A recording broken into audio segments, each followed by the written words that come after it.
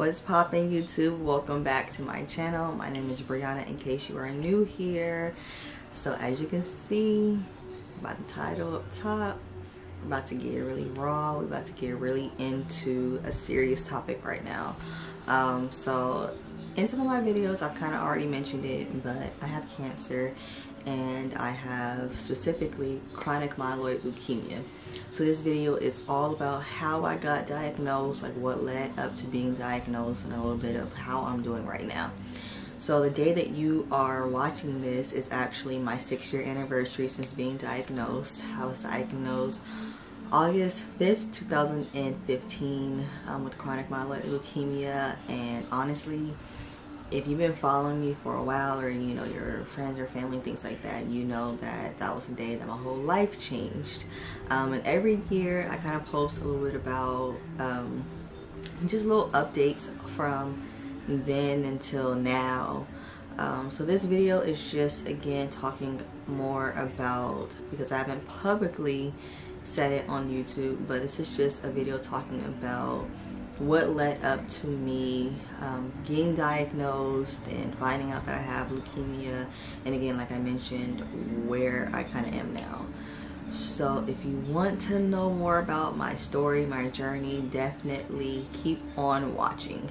So I'm gonna try to insert pictures that I have. Again, if you don't like looking at bruising and things like that, I mean, it's not like it's, I mean, it is blood, but it's not like super, what's the word, like super gory or anything. I'm just put that disclaimer out there. So basically we're gonna start off back in May 17th, 2015, which was literally my half birthday, my 20 and a half birthday.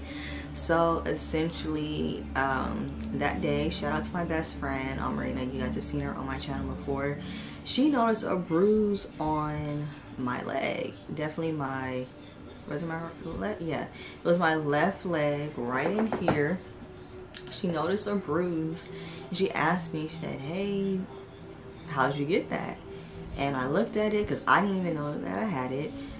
So again, she asked me, where did I get that? I said, I don't know. She told me, you should definitely go get that checked out. And I told her, okay, I'll go get it checked out, but I'll get it checked out when we go home for summer break. Because at that time I was in college, we were finishing up junior year of school, and to me there was no point in me going to student services, to the nursing unit to go get it checked out when I'm literally going home in a month and I can get it checked out, you know, for free at my doctor's office. So I told her, yeah, I'll check it out when I get home. So obviously next month comes around, June, I go home, I still have these bruises. So basically what happened was I was getting bruises all over my legs, and no other part of my body, literally just my legs, just like the side of my knees, on my legs, side of my leg, like side of my thigh, like all of that stuff, side of my calf, literally bruising just there. So all throughout, bruises would appear and then they would go away. June rolls around, you know, obviously I'm telling my parents beforehand, like, hey, I got these bruises, I don't know where they came from and things like that. Like, I don't remember hitting anything. My mom's like, okay, make an appointment. So knowing me, and of course many millennials, we don't really like to make appointments over the phone. Like, if I could make appointments online and not to speak to anyone, that's what I'm gonna do. Before, I would just say, hey mom, make that appointment for me, and she'd be like, Brianna, you're an adult, make your own appointments, I can't keep making appointments for you. So I basically put off making my appointment because, again, I didn't want to call, and then I think at this time for my doctor's office you weren't really able to make appointments via the internet yet or via the app or anything. So I just was like, you know what, when I get to it, I'm gonna get to it. So then July rolls around. My dad and I are in Seattle. We're at Jamal Crawford, who's an NBA player. He has his basketball pro-am actually in my college university's gym. So my dad and I, we went to that at probably, I want to say, I think it was July 10th. if I'm not mistaken. So we went to that, and I realized that I still have bruising on my leg, but at that time the bruises actually hurt. Like, nothing was touching my legs or anything, but anytime I would walk or just sitting there, like, my bruises would hurt.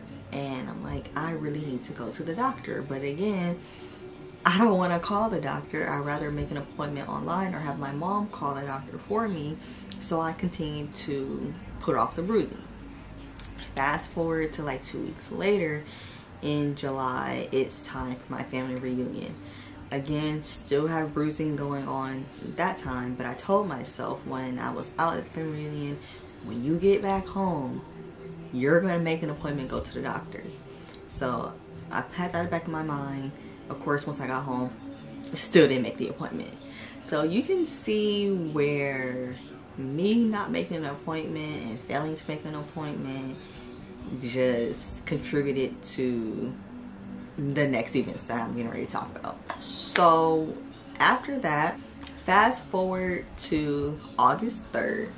August 3rd, I go to Six Flags, which is an amusement park out here in LA. I know they have them all over. I think they have them in like Texas, Georgia, whatever the case may be. So that is an amusement park that we have out here. So I'm out with my cousins that day. It's a hot day at Six Flags. Literally, we get in and my cousins and I were waiting in line to get on the ride. The line is already ridiculously long. We were like, you know what? We're gonna get in this line. So one of my cousins, she decides that she's gonna get a souvenir cup while I'm waiting in line. I think her brothers are waiting in line too, whatever the case may be, or they're getting something to drink too. So anyway, she goes to get her a souvenir cup. And if you know anything about souvenir cups, you know that you pay for the souvenir cup and you get free refills all that day. So my cousin comes back in line from getting a souvenir cup. I take a sip of it. It's Powerade. I tell her, okay, once we get off this ride, I'm gonna get me a souvenir cup. All I know is after I said that, I wake up on the floor. Literally, I passed out. Don't know how, don't know why, don't remember anything of me falling and hitting the rail. Like, literally, my cousin tells me, she looks over and I just, like, if this is the rail and this is me, I just go flying, hitting the rail with my head, end up on the ground. I wake up and I'm trying to figure out, why am I on the ground? What happened? And everyone's looking at me. My cousin's asking me, are you okay? Are you okay? I'm like, yeah, I'm fine. Despite hitting my head on the rail, hitting my head on the ground, on like literally concrete, I'm still just like, yeah, I'm fine. Like, what's good? Let's get on this ride. And I believe one of the attendants come over. They see me obviously on the ground, getting up and everything. They call over to me and they ask me, do I want a nurse or one of the people from the, you know, the medical staff that they have at the amusement park to come check me out. And I'm like, no, I'm okay, I'm good, I'm fine. Like, I'm just trying to, in my opinion, save face. Like, looking back 6 years later, I'm literally trying to save face because I don't know, just something in me was just like, I'm good, I fell, whatever. Obviously, I could have had a concussion, but I'm like, I'm good. So they bring over medical attention anyways to see me, and the guys ask me all these questions like, how do I feel? I'm like, I feel fine, I'm great, whatever. Like, I'm literally okay. Again, I don't know why anyone's asking me all these questions, but I'm good. Like, I'm good. I'm gonna get on this ride. When it, you know, becomes my turn, I'm fine. And the guy's like, you know what, let me just check your vitals, blah blah blah, whatever. All right, all I remember in this next little minute or whatever, he says, put your wrist up like this, and he's gonna check my pulse or something. All I know is he touches my wrist literally like this. I immediately drop to the ground and wake up on the floor. Like, I'm like this, obviously not like this, but like if this is the concrete, like I'm flat,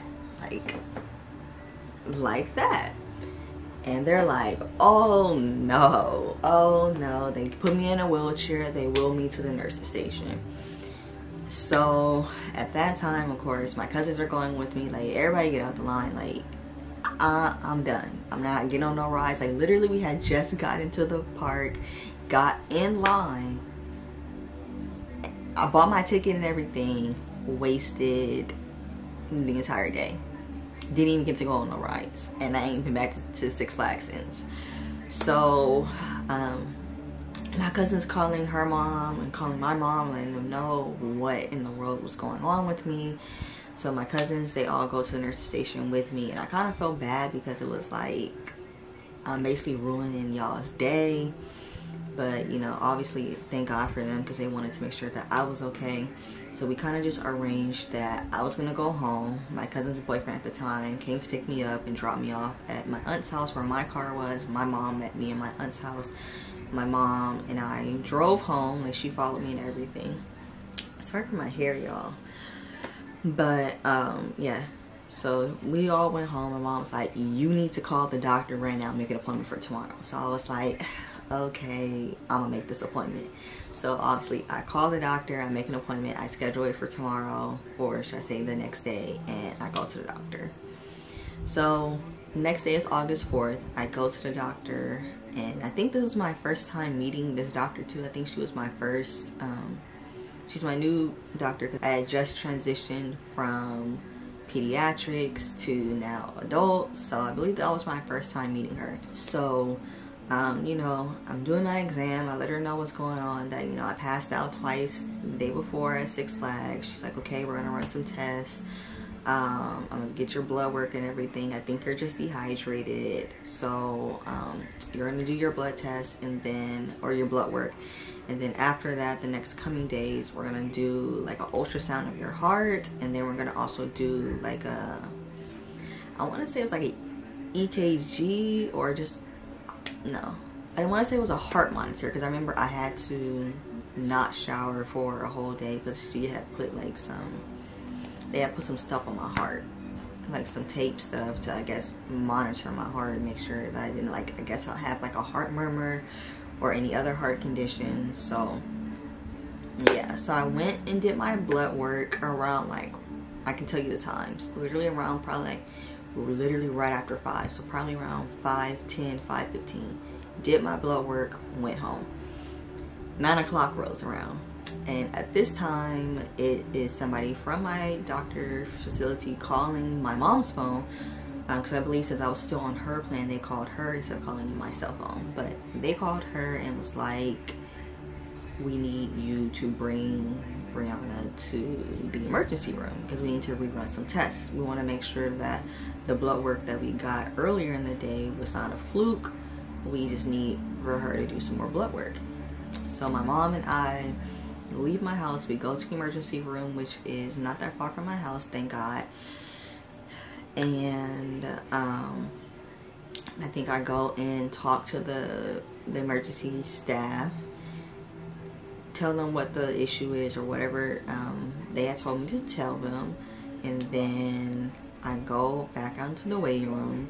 And then I get taken to a room in emergency, and I just go and I sit there. So again, that's probably around like 10 o'clock ish, 10:30. And then, like I said, I get in the room and they start putting like an IV in me. I'm such a champ when it comes to getting like IVs and needles and everything inside of me, just because no one ever gets it done the first time, honestly. So I'm always constantly getting pricked and poked and everything, which is annoying. And, you know, at that time I was really feeling like y'all are some incompetent nurses because you can't even get my IV in, right?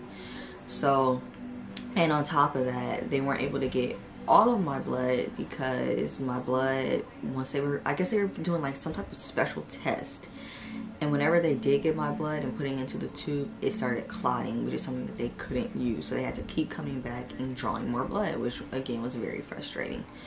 So fast forward, I'm in the ER room just trying to understand what is going on, because I honestly thought I was just going to draw blood and go home.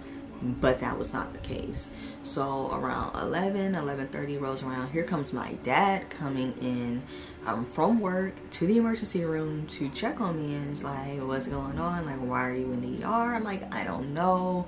And all I know at that moment is the doctor staff or the nurses staff, the medical staff is just telling me, you're fighting an infection. We don't know what it is, so we're running tests to see what is the infection.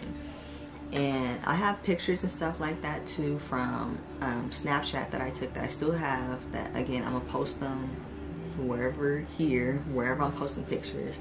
It's crazy to see how I was feeling, because at that moment, like, I'm gonna tell you this, I hadn't felt any pain besides just the bruises hurting themselves, but I hadn't felt any type of like sickness or anything. I just, like I said, had passed out like the day before. So that was the only thing that has happened. I took a picture on Snap. Again, one other thing that I'm gonna also touch on later on is that, and I have touched on it here on my channel, is that as part of my chemotherapy, it changed my pigment.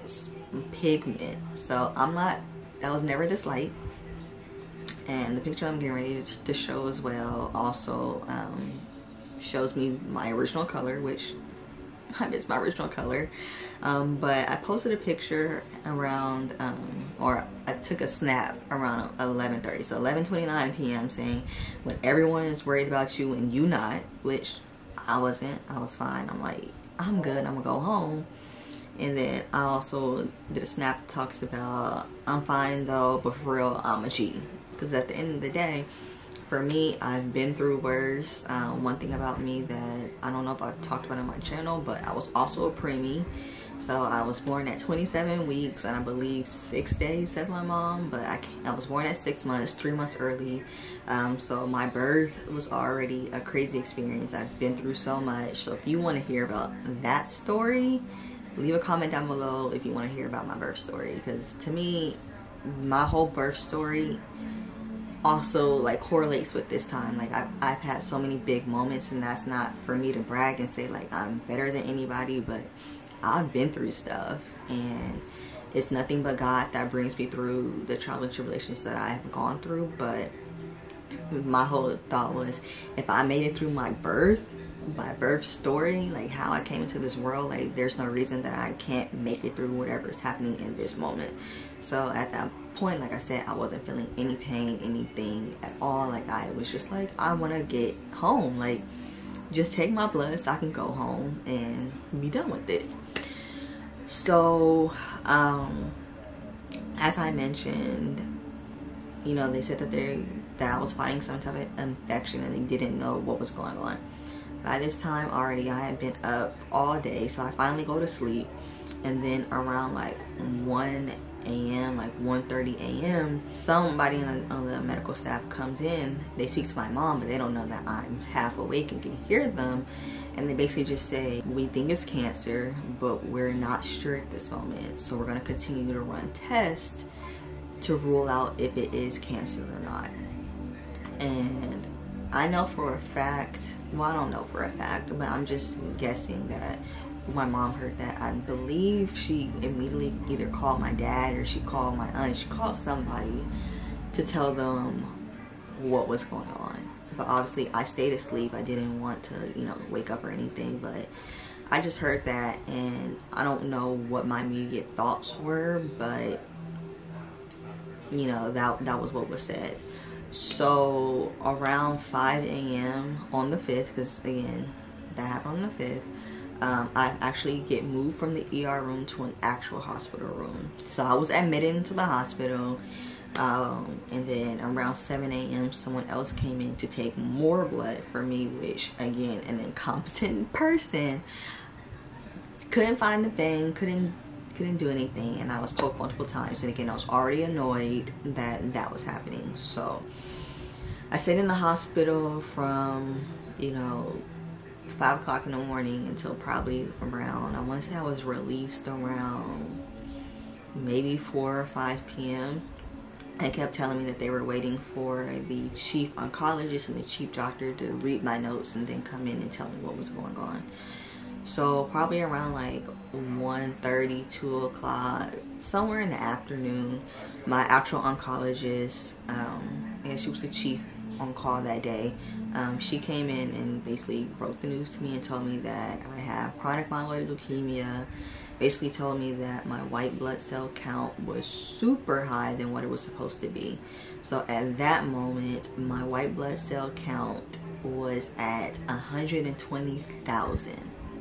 And you're normally supposed to have 4,000 to 11,000 in your body. So clearly, I was just doing way too much. My body was doing too much, which is how they found out that I had cancer, because of my blood work.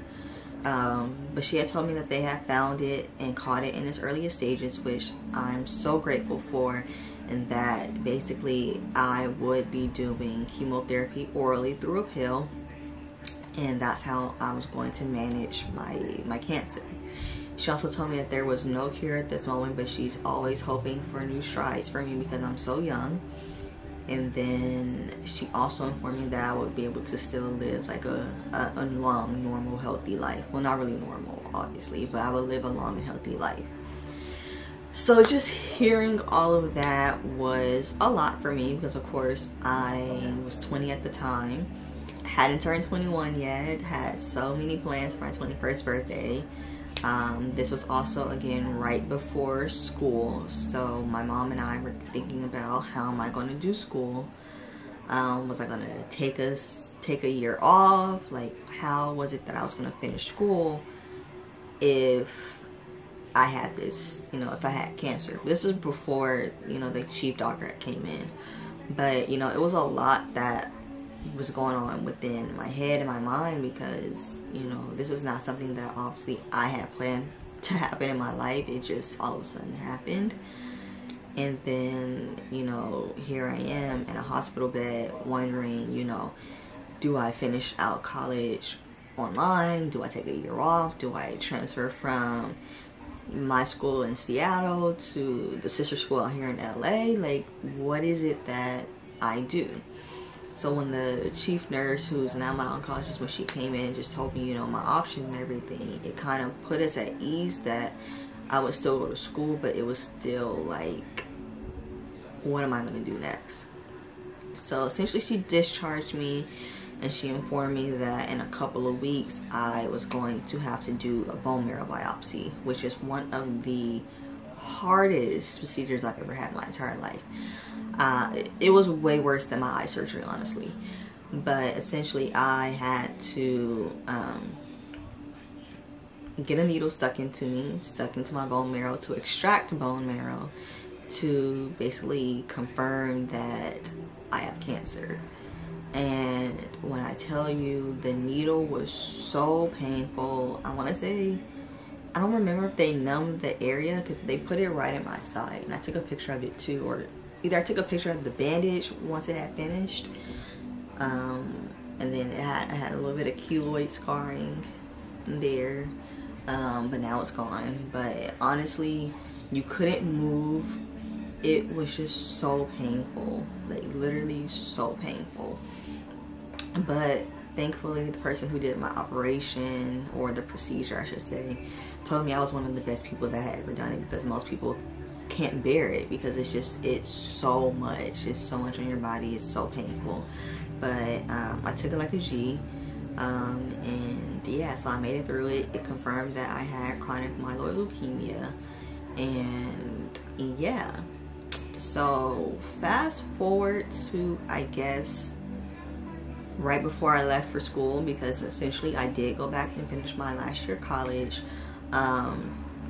which was only two quarters. So I went and I finished my last 2 quarters of school, and while I was out in Seattle, we had a coordination where I would go and do my lab work, because I had to do labs, I believe, every 3 weeks or every month, and I had to send them to my doctor. So we found a facility out in Seattle where I would go and do my labs. Once I get my results, go and screenshot it, send it to my doctor so she'll have all my stuff. And then when I would come home for breaks, and then we would go over everything. So right before I left, that's when I got on my chemotherapy. I got on it at the beginning of September, and I left to Seattle. I want to say it was definitely the middle, like the middle end towards September. And I believe when I had left the hospital, I want to say I was around like 100,000 or like 97,000 of white blood cells. And when I had first gone on chemotherapy, I want to say it was around like the 90 something. And once I got on the chemotherapy, it dramatically went down from within like 2 weeks. Literally within 2 weeks, I dropped from like the 97,000 to like 20,000, which was unheard of. My doctor, when I had my appointment literally before I left to go to school, she's like, we've never had anybody's body respond so quickly to the medication, and that's a good thing. She said it usually takes people some months, but it took me a couple of weeks, and I literally, like I said, how do you go from like 97 to 20 in 2 weeks, or less than 2 weeks? Like, that is literally unheard of. So I have to just give praise to God just for, you know, allowing my body to respond positively to the medicine, and to just continue to keep me stable. So again, fast forwarding to now, like, my labs are still great. I haven't heard anything crazy from my doctor. You know, every appointment is great. However, parts of, I guess,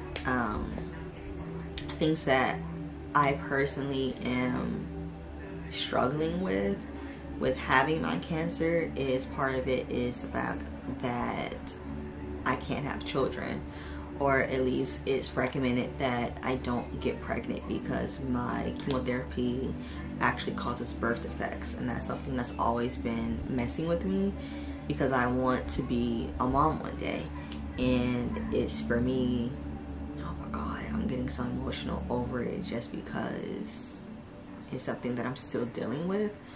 But you know, I want to be a mom one day, and I'm never sure if I am going to get that opportunity to be a mom, just because I have to be on this medication indefinitely, since there is no cure for my type of cancer. So you can see how that kind of, you know, struggles with your mental health. Obviously, again, my pigment change was a side effect, and that was something that I struggled with because a lot of my family members didn't recognize me, because I lightened up so much. And like I said, that was a struggle in itself, but I'm still dealing with a lot of that, and I'm just grateful that, again, we caught everything in the early stages, and I'm good. And I'm so grateful to God that everything has worked out in my favor. You know, within these last 6 years, I've been able to essentially not stop my life, and that's something that I'm eternally grateful for. I'm so grateful for my family and friends that have been supporting me all throughout my journey with this, because it has definitely not been easy. I've talked a lot about over the years how I forget that I even have cancer, because, you know, again, I'm not the typical cancer patient. I'm continuing to live my life. I don't have to have an IV stuck in my arm and go to chemotherapy or radiation treatments every week. I haven't lost my hair, although I do have like bald spots here, but, you know, again, I haven't had to shave my head or anything. I haven't had any adverse reactions to my medication. Like, I literally have been able to continue my life. You know, I went and I got my bachelor's degrees, 2 bachelor's degrees. I went and I got a master's degree. I have a job. Like, nothing has literally stopped. And, you know, I just wanted to talk about my journey because, of course, again, letting everyone know cancer patients look different. There is, you know, the stereotype of the type of cancer patient that people think about often, but again, there's other people who are, you know, they have cancer and it's not visible.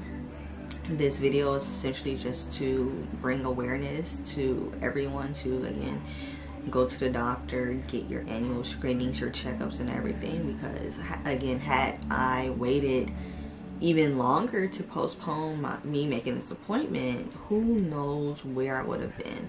And thankfully I'm in a chronic phase. I haven't gotten into the blast or acute or accelerated phase at all. So I'm just so grateful and thankful that I am where I am, and that in the last 6 years nothing crazy has happened.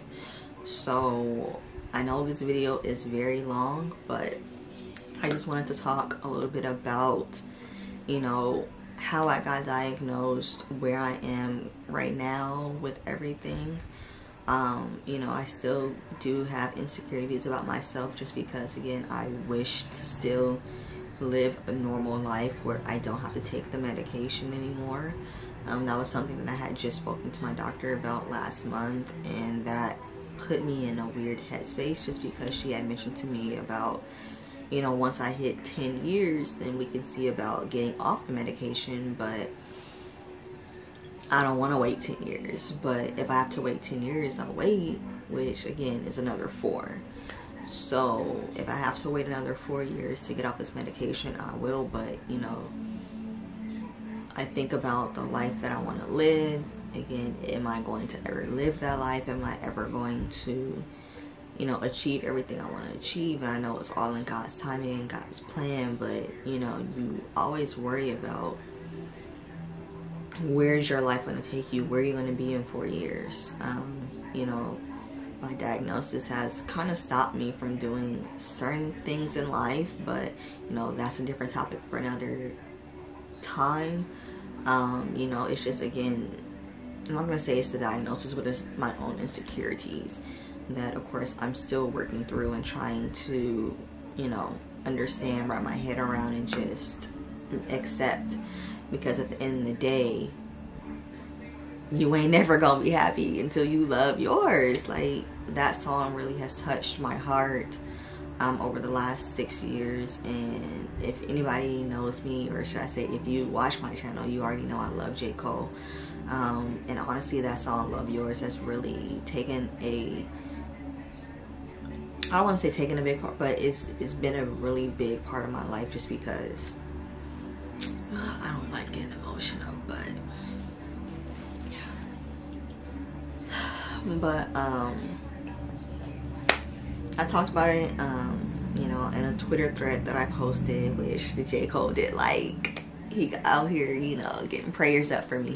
And once again, sorry for this lighting, because I know like it probably wasn't as bright, but I'm filming this at like 7 o'clock at night, so you know, the sun's going down, stuff like that. But, you know, just again, Love Yours was a song that really touched my heart. After I got diagnosed, I basically put in a Twitter post that when I was diagnosed and I was going back to Seattle for school, that song came on while I was sitting at my gate getting ready to go back to school, and I broke down crying. That second verse of Love Yours is my favorite verse, and it touched my heart so much. So J. Cole probably never gonna see this, but again, thank you, Jermaine, for out here, you know, tell me that you praying for me, that, you know, you respect me. When I tell you that tweet, really, that tweet is literally my home screen, bro. Like, don't play with me. Don't play with me. And don't play. Come on. Come on, focus. And don't want to focus. Right there. Don't play with me when it comes to Jermaine. Jermaine know who I am, okay? He gonna continue to know who I am, but Jermaine know who I am. He praying for me. So, yeah, this video was very long, but it was much needed. Just something that I wanted to, you know, talk to you all about, and, you know, let it be known that I have cancer. I've had cancer for 6 years, and it hasn't deterred me from continuing to live my life. Yes, there's some things that I have to come to grips with in regards to my insecurities about having it, but at the end of the day, I'm good. God got me, and, you know, I got the support, or I have the support of family and friends who know me, know my story, know my journey, and have continued to be my village and my tribe to lift me up and encourage me throughout this journey, and will continue to uphold me and uplift me and encourage me throughout this journey. So yeah, that again is basically how I got diagnosed and where I am now. I'm gonna leave informational videos down below specifically about CML or chronic myeloid leukemia, so you can learn more about that. And yeah, one thing that I didn't mention was that this cancer is something that happens, or is a type of cancer that happens to older adults. And it really messed me up when, again, I'm 20 at the time, 20 and a half, and I get cancer, and you're supposed to be 60. So yeah, so again, I'm gonna leave informational links down below. If you have any questions about the diagnosis, about anything, feel free to comment down below and ask those questions, and I can try to work to answer your questions as quickly as possible and with, you know, as much as I know, because again, I've had this for 6 years and there's still information that I don't know, and I'm still learning about. So again, don't hesitate to leave a comment down below asking questions or anything. I'm not going to be offended. I'm not going to you know, be upset or anything. So I'm gonna wrap this up.